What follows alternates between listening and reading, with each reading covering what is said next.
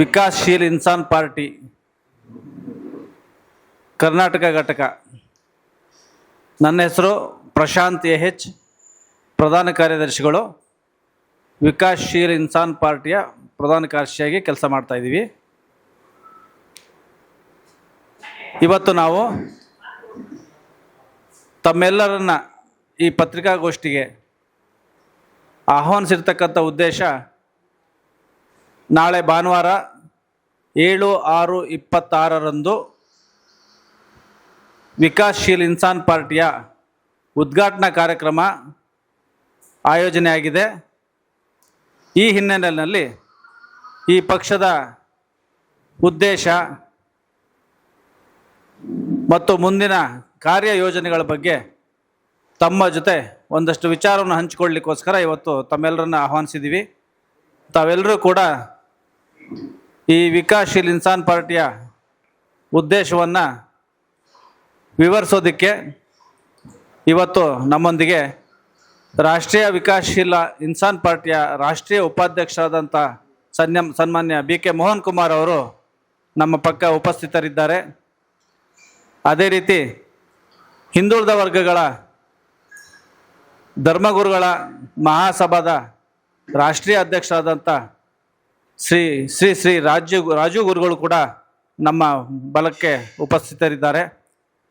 ಅದೇ ರೀತಿ ಹಿರಿಯ ಹೋರಾಟಗಾರರು, ಚಿಂತಕರು ಆದಂಥ ಶ್ರೀ ಶಾಂತಪ್ಪ ಕೋಡಿಯವರು ನಮ್ಮ ಬಲಮಹದೇವ ಸ್ವಾಮಿಗಳು ತಳವಾರ ಪೀಠ ಅವರು ಕೂಡ ನಮ್ಮೊಂದಿಗೆ ಆಗಮಿಸಿ ಪತ್ರಿಕಾಗೋಷ್ಠಿಯಲ್ಲಿ ಭಾಗವಹಿಸಿ, ಮಹಾದೇವ ಸ್ವಾಮಿಗಳು, ಶ್ರೀ ಮಹಾದೇವ ಸ್ವಾಮಿಗಳು, ಅದೇ ರೀತಿ DC ನಾಟೀಕರ್ ಸಮಾಜದ ಮುಖಂಡರು, ಗಂಗಾಮತ ಸಮಾಜ ಹುಬ್ಬಳ್ಳಿ ಭಾಗದಿಂದ ಅವರು ಬಂದಿದ್ದಾರೆ. ಇವತ್ತಿನ ಪತ್ರಿಕಾಗೋಷ್ಠಿಯ ಉದ್ದೇಶದ ವಿವರಗಳನ್ನು ಇಲ್ಲಿ ಇರ್ತಕ್ಕಂಥ ಗಣ್ಯರು ಒಬ್ಬೊಬ್ಬರಾಗಿ ವಿವರಿಸ್ತಾರೆ. ತಾವೆಲ್ಲರೂ ಕೂಡ ನಮ್ಮ ವಿಕಾಸಶೀಲ್ ಇನ್ಸಾನ್ ಪಾರ್ಟಿಯ ಮುಂದಿನ ಕಾರ್ಯಯೋಜನೆಗಳಿಗೆ ಪ್ರಚಾರ ಕೊಡೋದ್ರ ಮುಖಾಂತರ ಸಹಕಾರ ಕೊಟ್ಟು ನಮ್ಮ ಕಾರ್ಯಕ್ರಮನ ಯಶಸ್ವಿ ಮಾಡಿಕೊಡ್ಬೇಕು ಅಂತೇಳಿ ಮೊದಲನೇದಾಗಿ ತಮ್ಮೆಲ್ಲರಲ್ಲಿ ಪ್ರಾರ್ಥನೆ ಮಾಡ್ತಾ ಇದ್ದೀನಿ. ನಮಸ್ಕಾರ.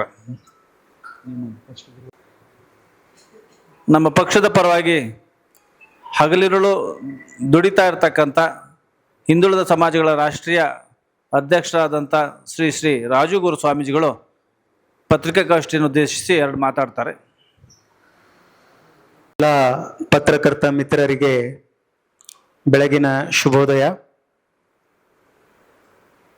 ರಾಷ್ಟ್ರೀಯ ಕೋಲಿ ಬೆಸ್ತ ನಿಷಾದ ಹಿಂದುಳಿದ ವರ್ಗಗಳ ಮಠಾಧೀಶ್ವರರ ಮಹಾಸಭಾದ ರಾಷ್ಟ್ರೀಯ ಅಧ್ಯಕ್ಷರಾಗಿ ಇವತ್ತಿನ ಪತ್ರಿಕಾಗೋಷ್ಠಿಯಲ್ಲಿ ನಾವು ಉಪಸ್ಥಿತರಿದ್ದೇವೆ. VIP ವಿಕಾಸಶೀಲ್ ಇನ್ಸಾನ್ ಪಾರ್ಟಿ ಕರ್ನಾಟಕದ ರಾಜ್ಯ ಘಟಕಕ್ಕೆ ನಮ್ಮ ಮಹಾಸಭಾ ಬಹಿರಂಗವಾಗಿ ಬೆಂಬಲ ಸೂಚಿಸಿ 150ಕ್ಕೂ ಹೆಚ್ಚು ಅತಿ ಹಿಂದುಳಿದ ವರ್ಗಗಳ ಮಠಾಧೀಶ್ವರರು ಈ ಪಕ್ಷದ ಜೊತೆಯಲ್ಲಿ ನಿಂತು ಕೆಲಸ ಮಾಡಲು ಸನ್ನದ್ಧರಾಗಿರ್ತಾರೆ.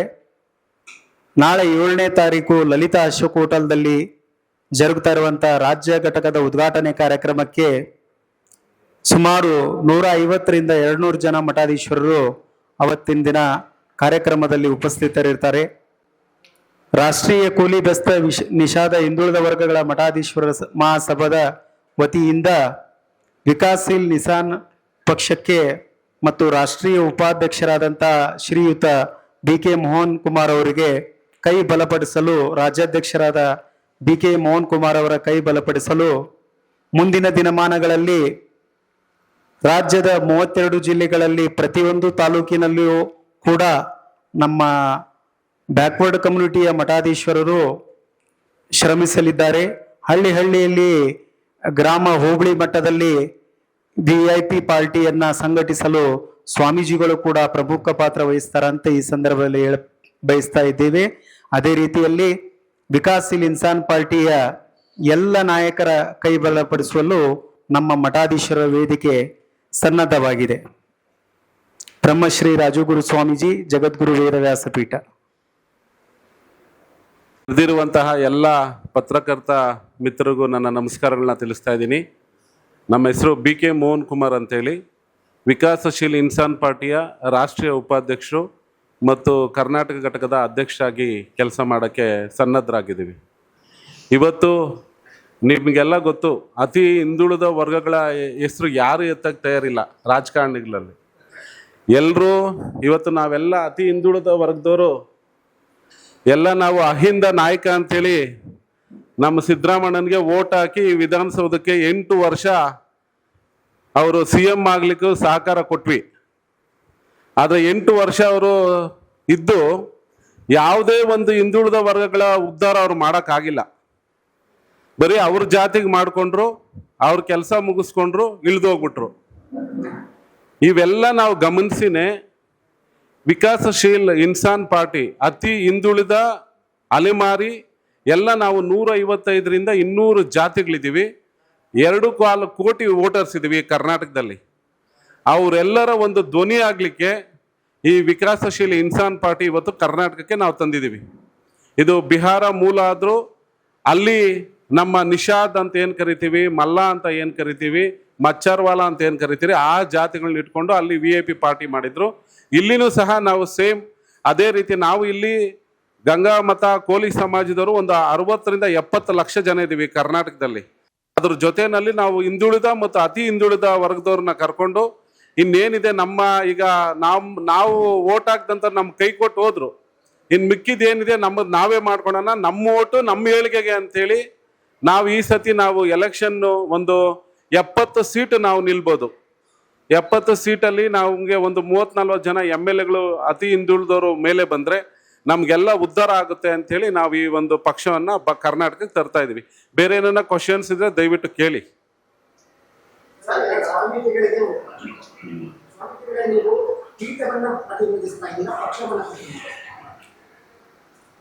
ನಾವು ನಮ್ಮ ಮಠದ ಪೀಠವನ್ನ ಪ್ರತಿನಿಧಿಸ್ತಿದ್ದೀವಿ.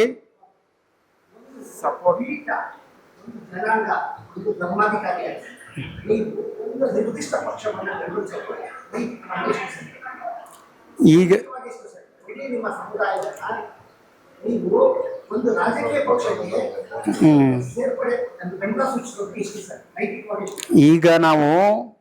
ಈಗ ರಾಜ್ಯದಲ್ಲಿರುವಂತಹ ಎಲ್ಲ ಮಠಾಧೀಶ್ವರಗಳಿಗೆ ಒಂದು ಬಹಿರಂಗವಾಗಿ ಕರೆ ಕೊಡ್ತಾ ಇದ್ದೀವಿ. ಯಾಕು ಅಂದ್ರೆ ಜಾತಿಗೆ ಒಂದೊಂದು ಮಠಗಳಂತ ಮಾಡ್ಕೊಂಡಿದ್ದಾರೆ. ಎಲ್ಲರ ಪತ್ರಕರ್ತರಿಗೂ ಅದು ಗಮನಕ್ಕಿದೆ, ಎಲ್ಲರಿಗೂ ಇದೆ. ಆದರೆ ಆ ಜಾತಿಗಳ ನಾಯಕರ ಕೈ ಬಲಪಡಿಸಲು ಆ ಮಠಗಳು ಎಷ್ಟು ಕೆಲಸ ಮಾಡ್ತಾ ಇದ್ದೇವೆ. ಇದು ನಾವು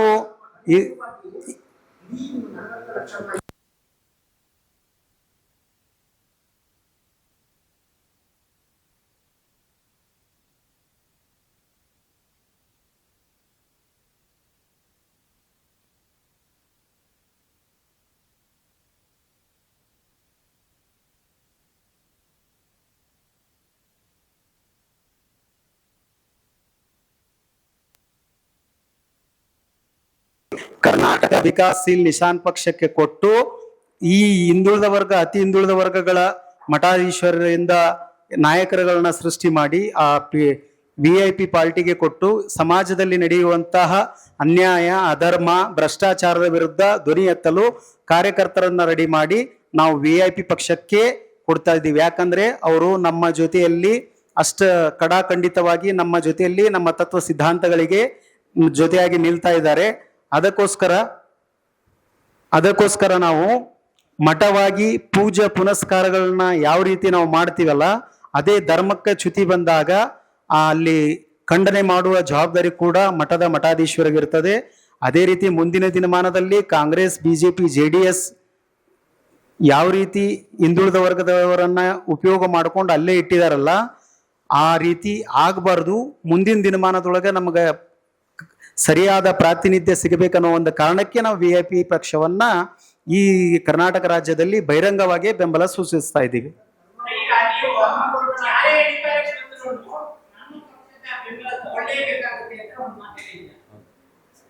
ಹೌದು ಸರ್,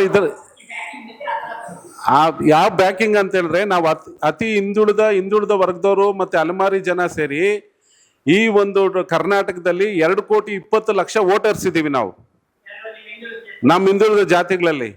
ಅದರಲ್ಲಿ ನಾವು ಒಂದೇ ಕಡೆ ನಾವು 60-70 ಲಕ್ಷ ಜನ ಈಗ ನಾವು ಕೋಲಿ ಗಂಗಾಮತ ಸಮಾಜದವ್ರು ಈ ಕರ್ನಾಟಕದಲ್ಲಿ ಇದ್ದೀವಿ. ಎಲ್ಲ ಡೇಟಾ ಇದೆ. ಪ್ರತಿ ತಾಲೂಕಲ್ಲಿ ಎಷ್ಟು ಜನಸಂಖ್ಯೆ ಇದೆ, ಜಿಲ್ಲಾವಾರು ಎಷ್ಟು ಜನಸಂಖ್ಯೆ ಇದೆ. ಈಗ ನಮ್ಗೇನು ಸರ್ಕಾರದಲ್ಲಿ ಸುಳ್ಳು ಏನು ಸೆನ್ಸಸ್ ಮಾಡಿ ಕೊಡ್ತಾ ಇದಾರಲ್ಲ, ಅದೆಲ್ಲ ಸುಳ್ಳಿದೆ. ನಾವು ಕುರುಬರಷ್ಟೇ ಇದ್ದೀವಿ, ಆದ್ರೆ ನಮ್ಮ ಜಾತಿಗಳನ್ನ ತೋರಿಸ್ತಾರೆ, ತುಂಬಾ ಕಡಿಮೆ ತೋರಿಸ್ತಾ ಇದ್ದಾರೆ. ಏನಕ್ಕೆ ರಾಜಕೀಯ ಲಾಭಕ್ಕೋಸ್ಕರ. ಜಾತಿಗಳನ್ನ ತೋರಿಸಿದ್ರೆ ನಾಳೆ ಸರ್ಕಾರಕ್ಕೆ ಅವ್ರಿಗೆ ಕಷ್ಟ ಆಗುತ್ತೆ ರಾಜ್ಯ ಆಳಕ್ಕೆ ಅಂತೇಳಿ ಏನ್ ಮಾಡ್ತಾರೆ, ನಮ್ಮಂತ ಜಾತಿಗಳನ್ನ ಮುಚ್ಚಿಟ್ಟಿದ್ದಾರೆ. ನಾವು 2,20,00,000 ಜನ ಅತಿ ಹಿಂದುಳಿದ ಅಲೆಮಾರಿ ಜನ ಸೇರಿ 2,20,00,000 ಜನ ಇದೀವಿ. ಎಲ್ಲಾ ತಾಲೂಕುವಾರು ನಮ್ಮ ಹತ್ರ ಡೇಟಾ ಇದೆ.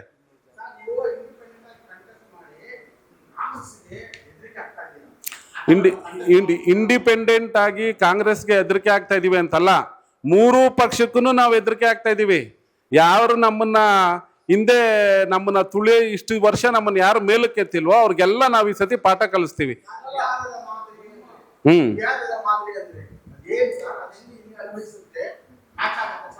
ಸರ್, ಬಿಹಾರ ಮಾದರಿ ಅಂತಲ್ಲ, ಬಿಹಾರದಲ್ಲಿ ಈ ತರ ಅಲ್ಲಿ ಮೀನುಗಾರರು, ನಿಷಾದ್ ಜನ, ಮಚ್ಚಾರ್ವಾಲ ಇವರೆಲ್ಲ ಸೇರ್ಕೊಂಡು ಅವ್ರಿಗೂ ರಾಜಕೀಯ ಪ್ರಾತಿನಿಧ್ಯ ಅಲ್ಲಿ ಇರ್ಲಿಲ್ಲ.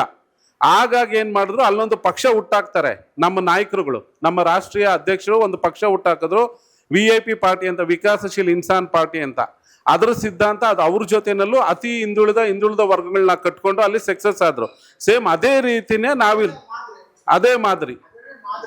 ಹೌದು. ಹೌದು ಹೌದು ಹೌದು ಹೌದು ಕರೆಕ್ಟ್. ಹೌದು ಹೌದು ಹೌದು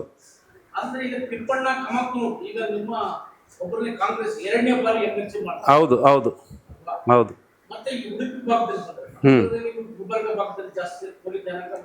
ಹೌದು ಹೌದು ಹೌದು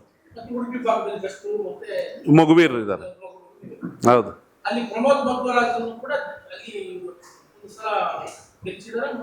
ಸೋಲ್ಸಿದ್ರು. ಅವ್ರಿಗೆ ಟಿಕೆಟೇ ಕೊಟ್ಟಿಲ್ಲ ಸ್ವಾಮಿ. ಒಂದ್ಸತಿ ಗೆದ್ದಾದ್ಮೇಲೆ ಬೇರೆ ಪಕ್ಷ ಬದಲಾವಣೆ ಮಾಡೋದು. ಸರ್, ನಾವು 3 ಪಕ್ಷಕ್ಕೆ ಹೇಳ್ತಾ ಇದ್ದೀವಿ, ನಾವು ಯಾವುದೇ ಒಂದು ಪಕ್ಷಕ್ಕೆ ಹೇಳ್ತಾ ಇಲ್ಲ. ನೀವು ಹೇಳ್ದಂಗೆ ನಾವು 70 ಲಕ್ಷ ಜನ ಇದ್ದೀವಿ ಸಾಹೇಬ್ರೆ. ಬರೀ ನಮ್ಮ ಸಮಾಜದ ನೀವು ಹೇಳಿದ್ರಿ, ಬಾಬುರಾವ್ ಚಿಂಚನ್ಸೂರು, ವಿಠಲ್ ಹೇರೂರು, ಪ್ರಮೋದ್ ಮಧ್ವರಾಜು, ತಿಪ್ಪಣ್ಣಪ್ಪ ಕಮಕ್ನೂರು, 4 ಜನ ಹೆಸರು ಹೇಳಿದ್ವಿ ಅಲ್ವಾ? ಹೌದು. ಒಂದ್ ನಿಮಿಷ. ಅದೇ ನಮ್ಮಷ್ಟೇ ಇರೋಂಥ ಕುರುಬರು ಎಷ್ಟು MLA ಇದ್ದಾರೆ? 18 ಜನ MLAಗಳಿದ್ದಾರೆ. ನಮ್ಗೆ ಯಾಕೆ ಕೊಟ್ಟಿಲ್ಲ 18 ಜನ MLAಗಳಾಗಕ್ಕೆ? 4-5 ಲಕ್ಷ ಜನ ಇರೋಂಥ ಒಂದು ನಮ್ಮ ಸೋದರ ಸಮಾಜ ST ರಿಸರ್ವೇಶನ್ ಇರೋದ್ರಿಂದ 17 ಜನ MLA ಇದಾರಲ್ಲಿ. ನಮ್ಮಲ್ಲಿ ಯಾಕಿಲ್ಲ? 60. ಹಾ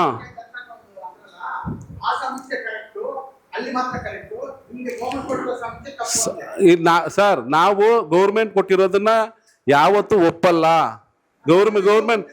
ಗೌರ್ಮೆಂಟ್ ಕೊಟ್ಟಿದೆ ಅಂತ ನಾನು ಹೇಳಿಲ್ಲ. ಗೌರ್ಮೆಂಟ್ ಅವ್ರು ಹೇಳಿದ್ದಾರೆ ಅಂತಾನೆ ಹೇಳಿಲ್ಲ ಸರ್, ನಾವ್ ಹೇಳಿಲ್ಲ ಸರ್. ಇಲ್ಲ ನಮ್ಮದು ಸರ್ ಅದೇ ಇವರು ನಮ್ಮದಷ್ಟೇ ಹೇಳ್ತಾ ಇದ್ದೀವಿ. 70 ಲಕ್ಷ ಜನ ಇರುವಂತ ನಾವು 2 ಲಕ್ಷಕ್ಕೆ 1 MLA ಅಂತ ಎಷ್ಟು MLA ಬರ್ಬೇಕು ಸಾಹೇಬ್ರೆ? ಒಂದೇ ಕಡೆ ಇಲ್ಲ, ರಾಜ್ಯಾದ್ಯಂತ ಇದೀವಿ. ನಾವು ಕೇಳ್ತಾ ಇದ್ವಿ ಸ್ವಾಮಿ, ಇದೊಂದು ಮದೆ ಅಣ್ಣರೇ, ಒಂದ್ ನಿಮಿಷ, ಇದೊಂದು ಮದೆ. ಈ ಮನೆಯಲ್ಲಿ ಒಂದ್ ನಿಮಿಷ, ಈ ಮನೆಯಲ್ಲಿ ನಾವು 2% ಇದ್ರೆ 2% ನಮ್ಗೆ ಅಧಿಕಾರ ಕೊಡಿ, 3% ಇದ್ರೆ 3% ಅಧಿಕಾರ ಕೊಡಿ, 10% ಇದ್ರೆ 10% ಅಧಿಕಾರ ಕೊಡಿ, ನಮ್ ಪಾಲ್ ಕೊಡಿ. ಇನ್ನೇ 75 ವರ್ಷ ಆಯ್ತು ಸ್ವತಂತ್ರ ಬಂದು, ಅವತ್ತಿಂದ ನಮ್ಮನ್ನು ತುಳಿತಾನೆ ಇದ್ರೆ ಓಟಿಗೆ ಬಳಸ್ಕೊಂಡು. ಇವಾಗ್ಲಾದ್ರೂ ನಮ್ಗೆ ಅಧಿಕಾರ ಬೇಕು. ಅಧಿಕಾರ ಇಲ್ಲ ಅಂದ್ರೆ ನಾವು ಶೈಕ್ಷಣಿಕವಾಗಿ, ಆರ್ಥಿಕವಾಗಿ, ಸಾಮಾಜಿಕವಾಗಿ ನಮ್ಮ ಮಕ್ಕಳನ್ನ ಮುಂದೆ ತರಕ್ ಆಗಲ್ಲ ಮುಂದಿನ ದಿನಗಳಲ್ಲಿ.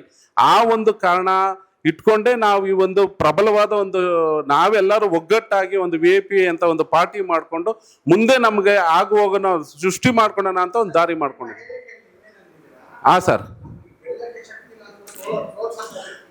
ಸರ್ ಸೋಲ್ಸಕ್ಕೂ ಇದೆ, ಗೆಲ್ಲಕ್ಕೂ ಇದೆ. 25 ಕ್ಷೇತ್ರಗಳಲ್ಲಿ ಸ್ವತಂತ್ರವಾಗಿ ಗೆಲ್ಲೋ ಶಕ್ತಿ ಇದೆ ನಮ್ಮ ಅತಿ ಹಿಂದುಳಿದ ಸಮಾಜಗಳಿಗೆ. ಗುಲ್ಬರ್ಗದಲ್ಲಿರೋ 5ರಲ್ಲೂ ಗೆಲ್ತೀವಿ, ಯಾದಗಿರಿಯಲ್ಲಿರೋ 6ರಲ್ಲೂ ಗೆಲ್ತೀವಿ, ರಾಯಚೂರಲ್ಲಿ ಗೆಲ್ತೀವಿ, ಕೊಪ್ಪಳದಲ್ಲಿ ಗೆಲ್ತೀವಿ, ಬಳ್ಳಾರಿಯಲ್ಲಿ ಗೆಲ್ತೀವಿ, ಬೀದರಲ್ಲಿ ಗೆಲ್ತೀವಿ, ಬೆಳಗಾಮಲ್ಲಿ ಗೆಲ್ತೀವಿ, ಕಾರವಾರದಲ್ಲಿ ಗೆಲ್ತೀವಿ, ಅಂಕೋಲಾದಲ್ಲಿ ಗೆಲ್ತೀವಿ, ಮಂಗಳೂರಲ್ಲಿ ಗೆಲ್ತೀವಿ, ಎಲ್ಲದಲ್ಲಿ ಗೆಲ್ತೀವಿ ಸರ್.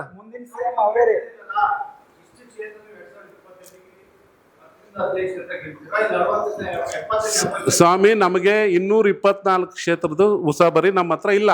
ಅದು ಕ್ಲಿಯರ್ ಮಾಡ್ತಾ ಇದ್ದೀನಿ. ನಮ್ಮ ಶಕ್ತಿ ಎಲ್ಲಿದೆ, ನಾವು ಎಲ್ಲಿ ಗೆಲ್ಲಕ್ಕಾಗುತ್ತೆ ಅಷ್ಟೇ ನಾವು ನೋಡ್ತೀವಿ, ಅಷ್ಟೇ ನಾವು ಎಲ್ಲ ಜನ ನಮ್ಮೊಟ್ಟಿಗಿದ್ದಾರೆ.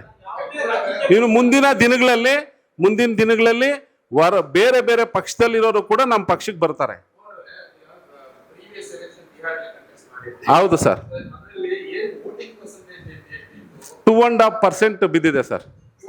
ಹೌದು ಸರ್.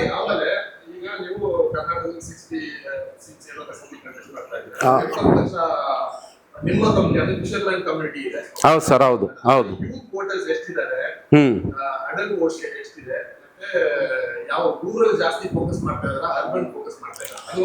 ಸರ್, ನಾವು ಪೂರ್ತಿ ಹೈದರಾಬಾದ್, ಕರ್ನಾಟಕ ಮತ್ತೆ ಕೋಸ್ಟಲ್ ಮತ್ತೆ ಮೈಸೂರು ವಿಭಾಗ ಸರ್.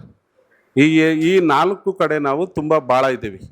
ಮತ್ತು ಮಧ್ಯ ಕರ್ನಾಟಕದಲ್ಲಿ ಇದ್ದೀವಿ, ಅದರಲ್ಲಿ ಹುಬ್ಳಿ, ಧಾರವಾಡ ಮತ್ತು ಹಾವೇರಿ ಜಿಲ್ಲೆಯಲ್ಲಿ. ಈಗ ಹಾವೇರಿ ಜಿಲ್ಲೆಯಲ್ಲಿ ನಾವು 1,25,000 ವೋಟರ್ಸ್ ಇದ್ದೀವಿ. ಅದೇ ರೀತಿ ನಾವು ಶಿವಮೊಗ್ಗದಲ್ಲಿ 130 ಇದ್ದೀವಿ. ಅದೇ ರೀತಿಯಾಗಿ ನಾವು ಮೈಸೂರು ತೊಗೊಂಡಾಗ ಶ್ರೀರಂಗಪಟ್ಟಣ 60,000 to 70,000 ನಮ್ಮದು ಓಟ್ ಇದೆ. ಅದೇ ಮಳವಳ್ಳಿಯಲ್ಲಿ 40,000 ಓಟ್ ಇದೆ, ಮಂಡ್ಯದಲ್ಲಿ ಓಟ್ ಇದೆ, ಚನ್ನಪಟ್ಟಣದಲ್ಲಿದೆ, ರಾಮನಗರಲ್ಲಿದೆ, ಎಲ್ಲ ಕಡೆ ಇದೆ, ಎಲ್ಲ ಕಡೆ ಇದೆ, ಎಲ್ಲ ಕಡೆ ಇದೆ. ನಾವೇನು ಹೇಳ್ತಾ ಇದ್ದೀವಿ, ನಾವು ಈ ಒಂದು ನಿಮ್ಮ ಮುಖಾಂತರ ನಾವೇನು ನಾವು 3 ಪಕ್ಷಕ್ಕೆ ಏನು ಹೇಳಕ್ ಬರ್ತಾ ಇದ್ದೀವಿ ಅಂದ್ರೆ, ನಮ್ಮ ಒಂದು ವೋಟ್ ಇಲ್ದರೆ ಒಂದು 30 to 40% ಸೀಟ್ಸು ಯಾವುದೇ ಪಕ್ಷಕ್ಕೆ ಸೋತೋಗ್ತಾರೆ, ನಾವೇನಾದರೂ ಅವ್ರಿಗೆ ಕೈ ಹಿಡ್ದಿಲ್ಲ ಅಂದರೆ. ಅದರಿಂದ ನಮಗೆ ರಾಜಕೀಯ ಪ್ರಾತಿನಿಧ್ಯ ಬೇಕೇ ಬೇಕಾಗಿತ್ತು. ಈ ಪಕ್ಷನ ತಂದಿದ್ದೀವಿ ಸರ್. ಹೌದು ಸರ್.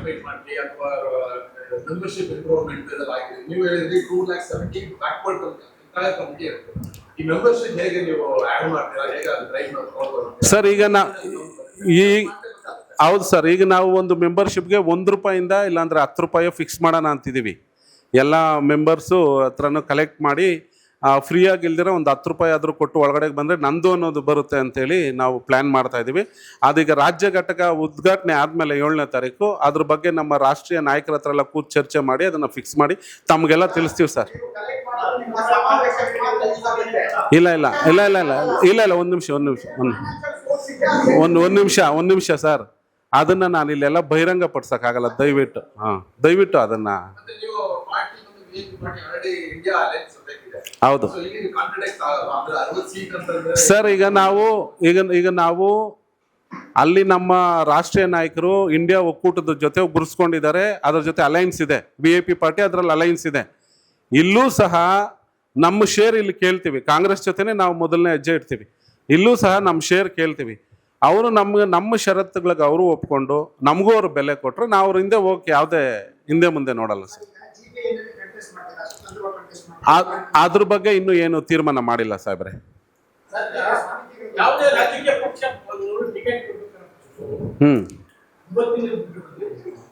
ಸಮೀಕ್ಷೆ ಮಾಡ್ತಾರೆ, ಯಾವ್ಯಾವ ಜನಸಂಖ್ಯೆ ಎಷ್ಟಿದೆ, ಯಾವುದೇ ರಾಜ್ಯ ನೀವು ಹೇಳ್ತೀರಾ ನಾವು ಎಲ್ಲಾ ಕಡೆಗೂ ಜನ ಇದ್ದಿದ್ದಾರೆ, ಅವ್ರ ಜನಸಂಖ್ಯೆ ಇದೆ, ನಾವು ಜನ ಯಾವುದೇ ರಾಜ್ಯಕ್ಕೆ ಪಕ್ಷ ಮೊದಲು ಟಿಕೆಟ್ ಕೊಡ್ಬೇಕಂದ್ರೆ ಎಷ್ಟು ಜನಸಂಖ್ಯೆ ವಾರವಾಗಿ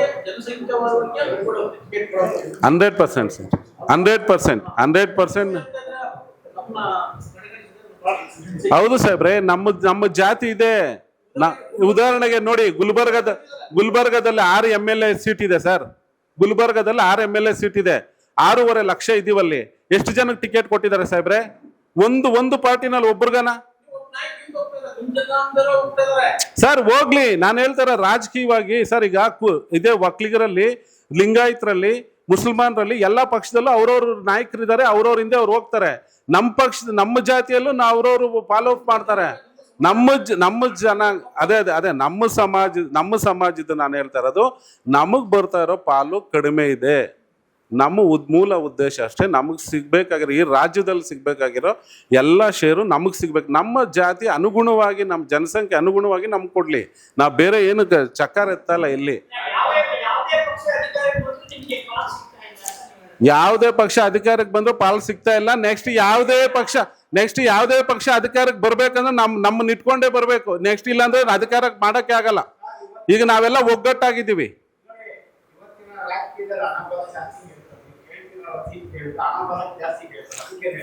ಸ್ವಾಮಿ ಹಣಬಲ ಇರ್ಲಿ ಸ್ವಾಮಿ. ಈಗ ಎಲ್ರು ಇನ್ನು ಎಷ್ಟು ಕೊಟ್ಟಿದ್ದಾರೆ ನಿಮ್ಗೆ ಗೊತ್ತು. ಎಷ್ಟು ಕೊಟ್ಟಿದ್ದಾರೆ, ಒಂದು ಓಟ್ಗೆ ಎಷ್ಟು ಕೊಟ್ಟಿದ್ದಾರೆ ನಿಮ್ಗೆ ಗೊತ್ತು ಸ್ವಾಮಿ. ಲೆಕ್ಕ ಕೊಡ್ಲಿ ಸ್ವಾಮಿ. 50 ಕೋಟಿ ಖರ್ಚು ಮಾಡ್ತಾರೆ ಅಂತ ನಾವು ಮಾಡ್ತೀವಿ, ಯಾರು ಲೆಕ್ಕ ಕೊಡ್ತಾರೆ? 50 ಕೋಟಿ ಬಾಯಲ್ಲಿ ಹೇಳಕ್ ಏನ್ ಸರ್? 50 ಕೋಟಿ ಮಾಡ್ತಾರೆ, 100 ಕೋಟಿ ಮಾಡ್ತಾರೆ, 1000 ಕೋಟಿ ಮಾಡ್ತಾರೆ, ಮಾಡ್ಲಿ. ಯಾಕೆ ಇರಬಾರ್ದ್ರಿ? ಈಗೆಲ್ಲ ಯಾರು ಏನ್ ಮಾಡ್ತಾ ಇದಾರೆ? ಯೋಗಿ ಮಾಡಿದ್ರೆ ದೊಡ್ಡ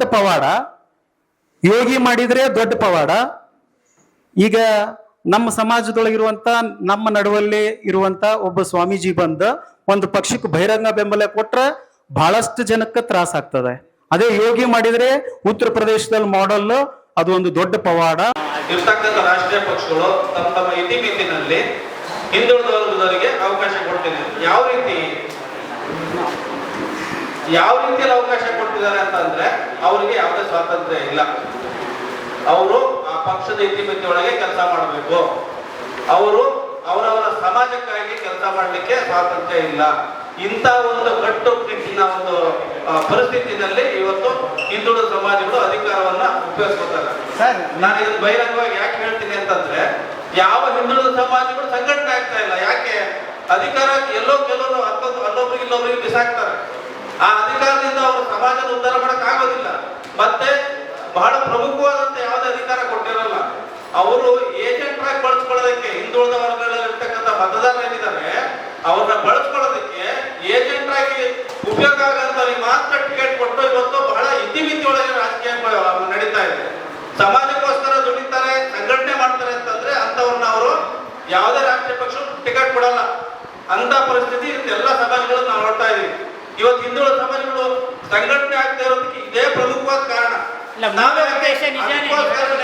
ಅದಕ್ಕೋಸ್ಕರ ನಾನು ಹೇಳ್ತಾ ಇದ್ದೀನಿ, ಈ ವಿಕಾಸಶೀಲ ಪಾರ್ಟಿ ಅತ್ಯಂತ ಹಿಂದುಳಿದವರ ಧ್ವನಿಯಾಗಿ, ಅಲೆಮಾರಿ ಮತ್ತು ಅರೆ ಅಲೆಮಾರಿ ಸಮುದಾಯದವರಿಗೆ ಧ್ವನಿಯಾಗಿ, ಅವಕಾಶ ವಂಚಿತರಿಗೆ, ನಿರ್ಲಕ್ಷಿತ ಸಮುದಾಯಗಳಿಗೆ ಧ್ವನಿ ಕೊಡಬೇಕು ಅನ್ನೋ ಒಂದೇ ಕಾರಣಕ್ಕಾಗಿ ವಿಕಾಸಶೀಲ ಪಾರ್ಟಿ ಇವತ್ತು ಅಸ್ತಿತ್ವಕ್ಕೆ ಬಂದಿದ್ರು. ನಮಗೆಲ್ಲ ಗೊತ್ತಿದೆ, ಇವತ್ತು ಬಲಿಷ್ಠ ಸಮುದಾಯಗಳ ಕಪಿಮುಷ್ಟಿಯಲ್ಲಿ ಎಲ್ಲ ರಾಷ್ಟ್ರೀಯ ಪಕ್ಷಗಳು ಮತ್ತು ಪ್ರಾದೇಶಿಕ ಪಕ್ಷಗಳಿದ್ದಾವೆ. ಇದು ಎಲ್ಲಿವರೆಗೆ? 75 ವರ್ಷ ಆಯ್ತಲ್ವಾ? ನಾವು ಮಾತಾಡಬಾರ್ದ? ನಮಗೆ ಅಧಿಕಾರ ಬೇಡವ? ನಮ್ಮ ಓಟ್ ನಮಗೆ ಉಪಯೋಗ ಆಗಬಾರ್ದ? ನಮ್ಮ ಓಟ್ ಇನ್ನೂ ಎಷ್ಟು ಶತಮಾನಗಳ ಕಾಲ ಬಲಿಷ್ಠಿಗೆ ಹೋಗ್ಬೇಕು, ಬಲಿಷ್ಠಿಗೆ ಉಪಯೋಗ ಆಗ್ಬೇಕು. ಹಾಗಾದ್ರೆ ನಾವು ಈ ಭಾರತಾಂಬೆ ಮಕ್ಕಳಲ್ವಾ? ಈ ನಾವು ಕನ್ನಡ ಭಾಷೆ ಮಕ್ಕಳಲ್ವಾ? ನಮಗೆ ಸಮಾನ ಅವಕಾಶ ಅಲ್ವಾ? ಕೇವಲ ಸಂವಿಧಾನದಲ್ಲಿ ಓದೋದಕ್ಕೆ ಮಾತ್ರ ನಮಗೆ ಸಮಾನತೆ ಬೇಕಾ? ಪ್ರಾಕ್ಟಿಕಲ್ ಆಗಿ ಬೇಡವಾ? ಇದನ್ನ ನಾವು ಕೇಳಬಾರ್ದ? ಇದು ನಮ್ಮ ಪ್ರಶ್ನೆ. ವಿಕಾಸಶೀಲ ಇನ್ಸಾನ್ ಪಾರ್ಟಿ ಉದ್ದೇಶನೇ ಅದು. ಬಹಳ ಬಹಿರಂಗವಾಗಿ ಹೇಳ್ತೀವಿ ನಾವು ಇವತ್ತು. ಈ ವಿಕಾಸಶೀಲ ಪಾರ್ಟಿ ಬಂದಿರೋದೇ ಅತಿ ಹಿಂದುಳಿದವರಿಗೋಸ್ಕರ. ಅದು ಕೇವಲ ಗಂಗಾ ಮತ ಬೆಸ್ತರಿಗಲ್ಲ. ಮಡಿವಾಳರಿಗೆ ಇರ್ಬೋದು, ವಿಶ್ವಕರ್ಮ ಇರ್ಬೋದು, ಉಪ್ಪಾರ ಇರ್ಬೋದು, ಯಾದವ್ ಇರ್ಬೋದು, ಕುಂಬಾರ ಇರ್ಬೋದು, ದುಂಬಿದಾಸ್ ಇರ್ಬೋದು, 195 ಜಾತಿ ಇದೆ. ಅಲೆಮಾರಿ, ಅರೆ ಅಲೆಮಾರಿ ಎಲ್ಲ ಸೇರಿ ಸುಮಾರು 2 ಕೋಟಿ ಜನಸಂಖ್ಯೆ, 2 ಕೋಟಿ ಮೀರಿ ಜನಸಂಖ್ಯೆ ಇದೆ. ಅವರಿಗೆ ಯಾರು ಸಂವಿಧಾನ ಕೊಟ್ಟಿದ್ದಾರೆ? ರಾಜಕೀಯವಾಗಿ ಯಾರು ಪ್ರಾತಿನಿಧ್ಯ ಕೊಡ್ತಿದ್ದಾರೆ? ಎಲ್ಲರನ್ನೂ ಮತದಾರರಾಗಿ ಕಳ್ಸ್ಕೊಂತಿದ್ದಾರೆ. ಸಣ್ಣ ಪುಟ್ಟ ಅಧಿಕಾರ ಕೊಡ್ತಾರೆ. ನೀವೇ ಅರ್ಥ ಮಾಡ್ಕೊಳ್ಳಿ. ಚಿಕ್ಕ ಸಮುದಾಯಗಳು ಈ ರಾಜ್ಯದಲ್ಲಿ 500 ಜನ ಇರ್ತಕ್ಕಂಥ ಸಮುದಾಯದಿಂದ ಹಿಡಿದು 5 ಲಕ್ಷ, 10 ಲಕ್ಷ, 15 ಲಕ್ಷ ಇರ್ತಕ್ಕಂಥ ಹಿಂದುಳಿದ ವರ್ಗಗಳ ಸಮುದಾಯಗಳು ಬೇಕಾದಷ್ಟಿದೆ. 2 ಕೋಟಿ. ಅದಕ್ಕೆ ನಾನು ಬಹಳ ಸ್ಪಷ್ಟವಾಗಿ ಹೇಳ್ತಾ ಇದ್ದೀನಿ, 2 ಕೋಟಿ ಮೀರಿ ಜನಸಂಖ್ಯೆ ಇದೆ. ಯಾಕೆ ರಾಜಕೀಯ ಪ್ರಾತಿನಿಧ್ಯ ಕೊಡಲ್ಲ? ಏನು ಅವ್ರಿಗೆ ಆರ್ಥಿಕವಾಗಿ ಸಶಕ್ತರಾಗಿರ್ತಕ್ಕಂಥವರೇ ಬೇಕಾ ಕ್ಯಾಂಡಿಡೇಟ್ ಆಗಿ? ಹಾಗಾದ್ರೆ ರಾಷ್ಟ್ರೀಯ ಪಕ್ಷಗಳ ಮೌಲ್ಯಗಳೇನು? ಪ್ರಜಾಪ್ರಭುತ್ವದ ಮೌಲ್ಯಗಳೇನು? ಇವು ಸಮಾನತೆ ಎಲ್ಲಿ ಕೊಡ್ತಾರೆ? ಹಣ ಇರೋರಿಗೆ ಮಾತ್ರ ಸಮಾನತೆನಾ? ಹಣ ಇಲ್ಲದವರಿಗೆ, ಸಾಮಾಜಿಕವಾಗಿ ಹಿಂದುಳಿದವರಿಗೆ, ರಾಜಕೀಯವಾಗಿ ಹಿಂದುಳಿದವರಿಗೆ, ಆರ್ಥಿಕವಾಗಿ ಶೈಕ್ಷಣಿಕವಾಗಿ ಹಿಂದುಳಿದವರಿಗೆ ರಾಜಕೀಯ ಪ್ರಾತಿನಿಧ್ಯ ಬೇಡವ? ಹಾಗಾದ್ರೆ ಎಲ್ಲಿವರೆಗೂ ನಾವು ಸುಮ್ಮನೆ ಕೂತ್ಕೋಬೇಕು? ಎಲ್ಲಿವರೆಗೂ ನಮಗೆ ಅಧಿಕಾರ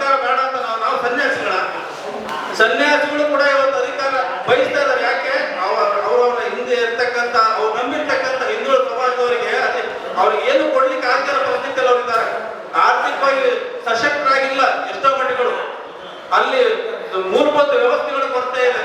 ಅಂತ ವ್ಯವಸ್ಥೆಯಲ್ಲಿ ಯಾರಾದ್ರೂ ಭಕ್ತರು ಬಂದ್ರೆ ಒಂದು ಹೊತ್ತು ಊಟ ಕೊಡೋದಕ್ಕೆ ಅವ್ರ ಶಕ್ತಿ ಇಲ್ಲ ಅಂತ ಮಠಗಳಿದ್ದಾವೆ. ಅಂತ ಅತಿ ಹಿಂದುಳಿದ ವರ್ಗದವರಿಗೆ ಏನ್ ಸಹಕಾರ, ಏನ್ ಪ್ರೋತ್ಸಾಹ ಸಿಕ್ಕಿದೆ? ಎಲ್ಲ ದೊಡ್ಡ ದೊಡ್ಡ ಸ್ವಾಮೀಜಿಗಳ ಮಠಗಳಿಗೆ 100 ಕೋಟಿ ಹೋಗ್ತದೆ, 100 ಕೋಟಿ 10 ಕೋಟಿ ಒಂದೇ ಒಂದು ಫೋನ್ ಮಾಡಿ ಹೇಳಿದ್ರೆ ಅವರಿಗೆ ಅನುದಾನ ಹೋಗ್ತದೆ. ನಮ್ಮ ಸಣ್ಣ ಪುಟ್ಟ ಹಿಂದುಳಿದ ವರ್ಗಗಳ ಸ್ವಾಮೀಜಿಗಳಿಗೆ ಮೂಲಭೂತ ವ್ಯವಸ್ಥೆಗೂ ತೊಂದರೆ ಪಡುವಂತ ವ್ಯವಸ್ಥೆ ಇದೆ. ಮೊನ್ನೆ ಪದಗ್ರಹಣ ಕಾರ್ಯಕ್ರಮಕ್ಕೆ ನಿಮ್ಮವ್ರನ್ನೆಲ್ಲಾದ್ರೂ ಕರೆದರ ಸ್ವಾಮೀಜಿಗಳು? ಕರೆದಿಲ್ಲ, ಖಂಡಿತವಾಗಿ ಹೇಳ್ತಾ ಇದ್ದೀನಿ. ಅದಕ್ಕೋಸ್ಕರ ನಾನು ಇವತ್ತು ಬಹಿರಂಗವಾಗಿ ಹೇಳ್ತಿದ್ದೀನಿ. ಇವತ್ತು 55 ಜನ ಸ್ವಾಮೀಜಿಗಳು ಮೊನ್ನೆ ಪ್ರಮಾಣ ವಚನದಲ್ಲಿ ಹೋದ್ರೆ, ಇವತ್ತು ನಾಳೆ ನಮ್ಮ ಉದ್ಘಾಟನಾ ಸಭೆ 110 ಸ್ವಾಮಿಗಳು ಬರ್ತಾ ಇದ್ದಾರೆ. ಅತಿ ಹಿಂದುಳಿದ ಸ್ವಾಮಿಗಳು 110 ಜನ ಸ್ವಾಮಿಗಳು ನಾವು ಸೇರಿಸ್ತಾ ಇದ್ದೀವಿ. ಸರ್, ನಿಮ್ಗಾದಂಥ ಅನ್ಯಾಯವನ್ನು ಮುಂದಿಟ್ಕೊಂಡು ನೀವು ಎಲೆಕ್ಷನ್ ಹೋಗ್ತಿರೋ ಅಥವಾ ನಿಮ್ಮ ಸಮುದಾಯದ ಅಭಿವೃದ್ಧಿಯ ಪರವಾಗಿ ನೀವು ಎಲೆಕ್ಷನ್ ಹೋಗ್ತೀರೋ? ಮತ್ತೆ ನಿಮ್ಮ ಟಾರ್ಗೆಟ್ ಯಾರು, ಯಾವ ಪಕ್ಷ? ಸರ್, ಎಲ್ಲ ಪಕ್ಷಗಳು ಟಾರ್ಗೆಟ್ ನಮಗೆ. ಎಲ್ಲಿವರೆಗೂ ಅವ್ರು ನಮ್ಮನ್ನು ಸಮಾನತೆಯಿಂದ ನಮ್ಮನ್ನು ಕಾಣಲ್ಲ, ಅಲ್ಲಿವರೆಗೂ ಅವ್ರು ನಮಗೆ ಎದುರಾಳಿಗಳೇ. ನಮಗೆ ಎಲ್ಲಿವರೆಗೂ ರಾಜಕೀಯ ಬಲ ಬರಲ್ಲ, ಅಲ್ಲಿವರೆಗೂ ನಾವು ಶೈಕ್ಷಣಿಕವಾಗಿ ಬಲ ತಗೊಳಕ್ಕಾಗಲ್ಲ. ನಾವು ಕ್ಯೂ ನಿಂತ್ಕೊಂಡ್ರೆ ಟಿಕೆಟ್ ಸಿಗೋದು, ಓಕೆನಾ? ನೀವು ಒಂದೇ ಕ್ಯೂ ಅಲ್ಲಿ ನಿಂತ್ಕೊಂಡು ಟಿಕೆಟ್ ಬಗ್ಗೆ ಹೋದ್ರೆ ಕ್ಯೂನಲ್ಲಿ ನಿಂತ್ಕೊಂಡು ಯಾಕೆ ಸರ್ ಟಿಕೆಟ್ ಕೇಳ್ಬೇಕು? ನಾವು ಕ್ಯೂನಲ್ಲಿ ನಿಂತ್ಕೊಂಡು ನಾವು ಟಿಕೆಟ್ ನಾವು ಅಫ್ಘಾನಿಸ್ತಾನದವರ, ಪಾಕಿಸ್ತಾನದವರ? ಹಂಗಲ್ಲ ಸರ್, ನೀವು ಯಾರು ನಾವು ಈ ದೇಶದಲ್ಲಿ ರಾಜ್ಯದಲ್ಲಿ ಇದೀವಲ್ವಾ ಸರ್, ನೀವು ಯಾರಂತ ಗುರ್ತಿಸ್ಕೊಂಡು ಹೋಗ್ತಾ ಇದ್ದೀರಾ? ನೀವು ಕಡೆಯಾರಂತ ಗುರ್ತಿಸ್ಕೊಂಡು ಹೋದಾಗ ಅವ್ರು ಯಾಕೆ ನಿಮ್ಮನ್ನ ಕೇಳ್ತಾರೆ? ನಾವ್ ಯಾರು ಅಂತ ಗುರುತಿಸ್ಕೊಂಡ್ರು ಟಿಕೆಟ್ ಕೊಡಲ್ಲ ಸರ್. ಅವರು 70 ವರ್ಷದ ಅನುಭವದಲ್ಲಿ ಅನುಭವ ಆಗಿದೆ. ಇವತ್ತು ನಮ್ಮ ಅವಕಾಶ ನಾವೇ ತಗೋಬೇಕು. ನಮ್ಮ ಅವಕಾಶ ನಾವೇ ಸೃಷ್ಟಿ ಮಾಡ್ಕೊತಾ ಇದೀವಿ. ನಮಗೋಸ್ಕರ ನಾವು ಪಾರ್ಟಿ ಮಾಡ್ಕೊತಾ ಇದೀವಿ. ನಮ್ಮ ಓಟು ನಮಗೆ ಬೇಕು, ನಮ್ಮ ಓಟು ನಮಗೆ ಉಪಯೋಗ ಆಗಬೇಕು. ಇಷ್ಟು ದಿವಸ 77 ದಶಕಕ್ಕೂ ಹೆಚ್ಚು ಕಾಲ ನಾವು ಅವ್ರಿಗೆ ಕೊಟ್ಟಿದ್ದಾಯ್ತು, ಅವ್ರಿಗೆಲ್ಲ ಕೊಟ್ಟಿದ್ದಾಯ್ತು. ಇವತ್ತು ನಾವು ಕೇಳಿದ್ರೆ ಕೊಡಲ್ಲ ಅಂತ ಗೊತ್ತಾದ್ಮೇಲೆ ಇವತ್ತು ನಿಂತ್ಕೊಳ್ಳೋದಕ್ಕೆ ನಾವು ಈ ಒಂದು ವೇದಿಕೆ ಮುಂದಿನ ದಿನಗಳಲ್ಲಿ ಎಲ್ಲ ಹಿಂದುಳಿದವರೆಗೂ ಇದು ಸಾಕಷ್ಟು ಸುದ್ದಿ ಆಗಿದೆ. ಅವರೆಲ್ಲರೂ ಸಹಕಾರ ಕೊಡಲಿಕ್ಕೆ ಬೆಂಬಲ ಕೊಡಕ್ಕೆ ಸಿದ್ಧರಾಗಿದ್ದಾರೆ. ಏನಿದೆ ಇನ್ನು 1 hour ಇದೆ ಟೈಮ್. ದಯಮಾಡಿ ಎಲ್ಲರಿಗೂ ನಾನು ಮನವಿ ಮಾಡ್ತಾ ಇದ್ದೀನಿ. ನಾಳೆ 7ನೇ ತಾರೀಕು ಉದ್ಘಾಟನೆ ಆಗ್ತಾ ಇದೆ ಅಶೋಕ ಹೋಟೆಲಲ್ಲಿ. 11 ಗಂಟೆಗೆ 110 ಜನ ಸ್ವಾಮೀಜಿಗಳು ನಾಳೆ ಬರ್ತಾ ಇದ್ದಾರೆ. ದಯಮಾಡಿ ಅವತ್ತು ತಾವೆಲ್ಲರೂ ಬಂದು ನಮ್ಮ ಉದ್ಘಾಟನೆ ಕಾರ್ಯಕ್ರಮನ ನೋಡಿ ಅತಿ ಹಿಂದುಳಿದವರಿಗೆ ಕಲ್ಯಾಣಕ್ಕೆ ಟೊಂಕ ಕಟ್ಟಿ ಒಂದು ಪಕ್ಷನ ಅಧಿಕಾರಕ್ಕೆ ತರಬೇಕು ಅಥವಾ ಒಂದು ನಿರ್ಣಾಯಕ ಪಾತ್ರ ವಹಿಸುವ ಮಟ್ಟಕ್ಕೆ ತಗೊಂಡೋಗ್ಬೇಕು ಅಂತ ನಾವೇನು ಅಂದ್ಕೊಂಡು ಬಂದಿದ್ದೀವಿ. ಇಂಥ ಒಂದು ಒಳ್ಳೆ ಉದ್ದೇಶಕ್ಕೆ ತಾವೆಲ್ಲ ಸಹಾಯ ಸಹಕಾರ ಆಶೀರ್ವಾದ ಮಾಡಬೇಕು. ಪತ್ರಕರ್ತ ಮಿತ್ರರು ಎಲ್ಲರೂ ಇದರಲ್ಲೂ ಕೂಡ ಅತಿ ಹಿಂದುಳಿದವರಲ್ಲೂ ಮನುಷ್ಯರಿದ್ದಾರೆ, ಅಲ್ಲೂ ಮಾನವತೆ ಇದೆ. ಸ್ವಾಮೀಜಿಗಳು ಮಾನವತೆಯನ್ನೇ ಬೋಧಿಸ್ತಾರೆ. ಮುಂದುವರೆದ ಸಮಾಜಗಳ ಮಠಾಧೀಶರು ಮಾನವತೆಯನ್ನೇ ಬೋಧಿಸೋದು, ಅವರು ಮಾನವತೆಯನ್ನೇ ಬೋಧಿಸೋದು, ಅಲ್ಲೂ ನೈತಿಕತೆ ಇದೆ. ಇಷ್ಟು ಹೇಳ್ಬಿಟ್ಟು 12